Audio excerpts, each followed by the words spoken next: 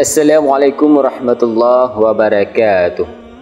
Teman-teman semua, perlu kita ketahui bahwa setiap musibah dan kebaikan yang menimpa orang beriman itu merupakan ujian dari Allah Subhanahu wa taala. Bahkan Allah berfirman dalam Quran surat Al-Anbiya ayat 35 yang artinya setiap jiwa pasti akan mati dan kami uji kalian dengan keburukan dan kebaikan sebagai cobaan karena kepada kamilah kalian kembali.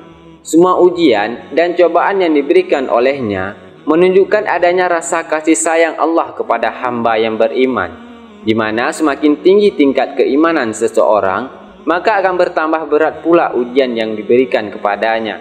Jangankan kita sebagai manusia yang biasa-biasa saja, bahkan para nabi sekalipun menghadapi banyak jalan terjal dalam mengemban risalah Allah Subhanahu wa taala. Akan tetapi mereka selalu mengajarkan hidup yang lapang dan optimis. Bahkan teman-teman, para tabi'in yang dikenal dengan kesolehannya tidak mungkin lepas dari ujian Allah Subhanahu wa taala. Contohnya seperti tabi'in yang satu ini yang bernama Urwah bin Zubair. Beliau lahir 1 tahun sebelum berakhirnya masa Khalifah Al-Faruq radhiyallahu anhu.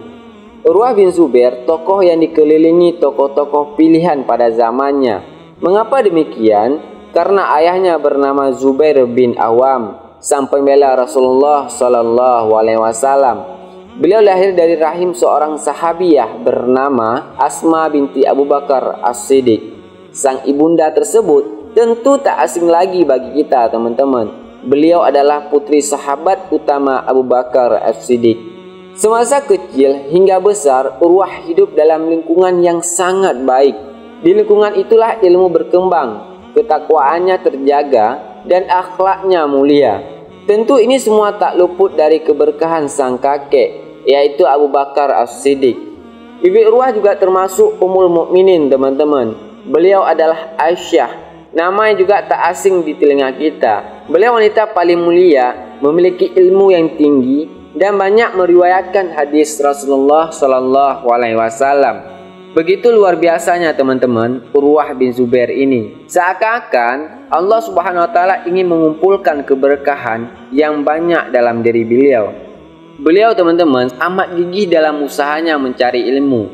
Bahkan beliau mendatangi dan menimpanya dari sisa para sahabat Rasulullah yang masih hidup. Beliau mendatangi rumah demi rumah mereka, salat di belakang mereka, menghadiri majelis-majelis mereka, serta beliau juga meriwayatkan hadis dari Ali bin Abi Thalib, Abdurrahman bin Auf, Abu Hurairah, serta daripada sahabat lainnya. Bahkan teman-teman, beliau berhasil menjadi satu di antara fuqaha sab'ah atau 7 ahli fikih Madinah yang menjadi sandaran kaum muslimin dalam urusan agama. Para pemimpin yang soleh banyak meminta pertimbangan, bahkan doa dari beliau, baik itu tentang urusan ibadah maupun negara. Salah satunya adalah Umar bin Abdul Aziz ketika beliau diangkat menjadi gubernur di Madinah pada masa Al-Walid bin Abdul Malik. Dikisahkan pada suatu hari teman-teman, usai salat zuhur, Umar bin Abdul Aziz memanggil 10 fuqaha Madinah yang dipimpin oleh Urwah bin Zubair. Ketika 10 ulama tersebut telah berada di sisinya, maka beliau pun melempangkan majelis. Di waktu bersamaan teman-teman, Umar bin Abdul Aziz berkata, "Saya mengundang Anda semua untuk suatu amal yang banyak pahalanya, yang mana saya mengharapkan Anda semua agar sudi membantu dalam kebenaran. Saya tidak ingin memutuskan suatu masalah kecuali setelah mendengarkan pendapat Anda semua. Bila kalian melihat seseorang mengganggu orang lain atau penjabat yang melakukan kezaliman, maka saya mohon dengan tulus kepada kalian, sudinya kalian melaporkan kepada saya," katanya. Mendengar permintaan Umar bin Abdul Aziz, Urwah pun langsung berdoa untuk keberuntungannya dan memohon kepada Allah Subhanahu wa taala agar senantiasa menjadikan sang khalifah tetap lurus dan tidak menyimpang dari agama Allah Subhanahu wa taala. Teman-teman semua, seperti yang saya katakan dari awal tadi, bahwa hakikatnya kehidupan di dunia adalah tempat bagi manusia menjalankan berbagai ujian dan cobaan dari Allah Subhanahu wa taala sebagai orang yang beriman kepadanya. Contohnya, seperti Urwah bin Zubair yang Allah berikan ujian yang sangat luar biasa. Suatu masa di zaman Khalifah Al-Walid bin Abdul Malik, Allah berkehendak menguji Urwah dengan suatu cobaan yang tak seorang pun mampu bertahan dan tegar selain orang yang hatinya subur dengan keimanan. Tak kala waktu itu, Amirul Mukminin mengundang Urwah untuk berziarah ke Damaskus. Beliau pun mengabulkan undangan tersebut dan mengajak putra sulungnya yang berumur sekitar 20 tahun.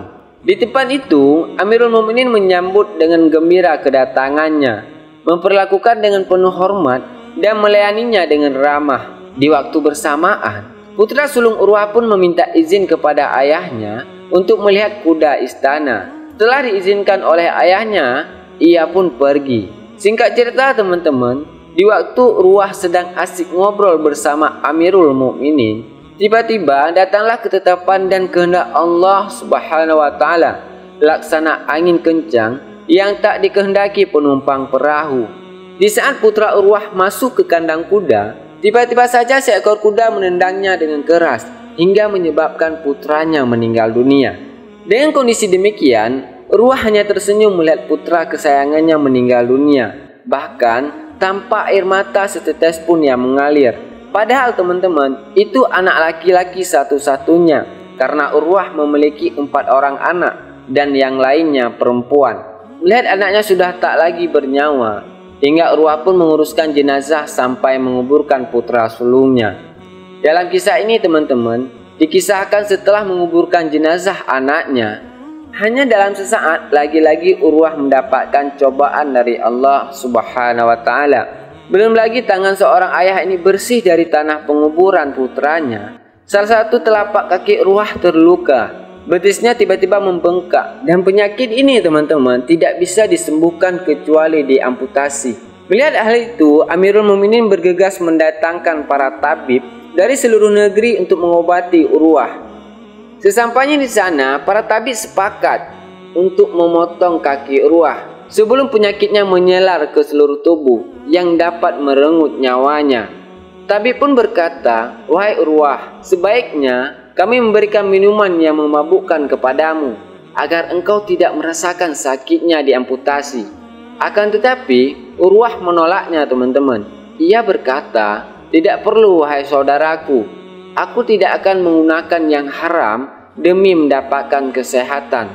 Ketika operasi hendak dimulai, beberapa orang mendekati Urwah. Lalu beliau bertanya, "Apa yang mereka lakukan wahai tabib?"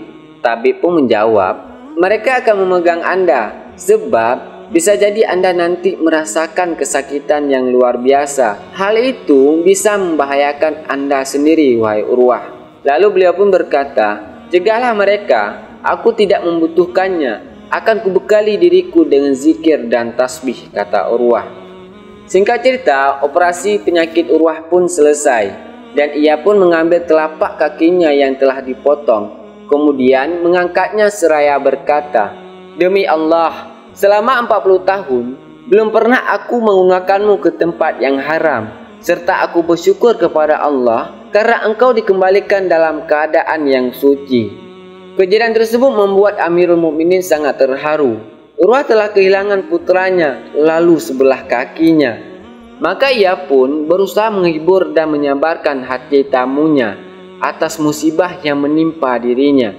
Namun yang menjadi masalahnya teman-teman, bagaimana caranya? Qadarullah, di waktu Urwah pulang ke rumah, tiba-tiba datanglah satu rombongan dari Bani Abbas untuk meminta bantuan. Dalam rombongan tersebut ada salah satu orang yang matanya buta. Kemudian Al-Walid berkata, "Wahai saudaraku, apa musibah yang kamu alami sehingga membuat matamu buta?" Ia pun menjawab, "Wahai Amirul Mukminin, aku adalah pemimpin mereka. Dulu tidak ada seorang pun yang di kalangan Bani Abbas yang lebih kaya dalam harta serta keturunan dibandingkan saya. Saya tinggal bersama keluarga di suatu lembah di tengah-tengah kaum. Ketika saya menuju ke satu tempat, tiba-tiba banjir datang dan langsung menelan habis seluruh harta dan menghanyutkan keluargaku, wahai Amirul Mukminin. Sementara aku tidak lagi memiliki sesuatu selain anakku yang masih kecil dan seekor unta. Lalu unta tersebut melarikan diri dan aku hendak mengejarnya. Belum terlalu jauh aku pergi, tiba-tiba aku mendengar di belakang teriakan anak kecil. Maka aku pun menolehnya. Ternyata kepala anakku telah berada di mulut serigala. Aku pun pergi hendak menolongnya. Namun aku tidak berhasil karena serigala sudah menelan habis seluruh anggota tubuh anakku. Kemudian aku kembali mengejar untaku. Tak disangka unta tersebut menendang dengan kakinya ke wajahku hingga membuat saya terluka dan mataku buta. Maka ketahuilah wahai Amirul Mukminin, dalam jangka waktu sehari semalam saya kehilangan seluruh harta, keluarga, serta penglihatan saya wahai Amirul Mukminin. Mendengar hal itu, Al-Walid pun memerintahkan kepada pasukannya untuk memberikan apa yang dia kehendaki, serta menyuruhkan ia untuk menceritakan perihal musibahnya kepada Urwah bin Zubair. Mengapa demikian? Supaya Urwah lebih bersyukur bahwa ada yang lebih berat ujiannya daripada ia. Teman-teman semua, singkat cerita sampailah Urwah di Madinah. Sesampainya di sana, maka orang-orang pun berbondong-bondong menyenguk serta prihatin kepadanya. Maka ia pun berkata kepada orang-orang tersebut, "Janganlah kalian risau apa yang kalian lihat. Allah Subhanahu wa Ta'ala telah memberikan aku 4 orang anak, dan Dia berkehendak mengambil 1, maka masih tersisa 3 lagi. Lalu aku dikaruniakan 4 kekuatan, yaitu 2 tangan dan 2 kaki. Lalu Allah mengambil 1, maka masih tersisa 3 lagi. Ketahuilah wahai saudara-saudaraku, Dia mengambil sedikit dariku, dan masih banyak yang ditinggalkannya untukku. Maka janganlah kalian risau kepadaku."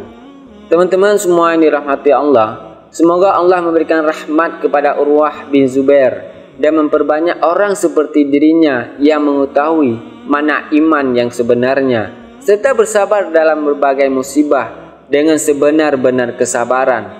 Wallahu a'lam bishawab. Assalamualaikum warahmatullahi wabarakatuh.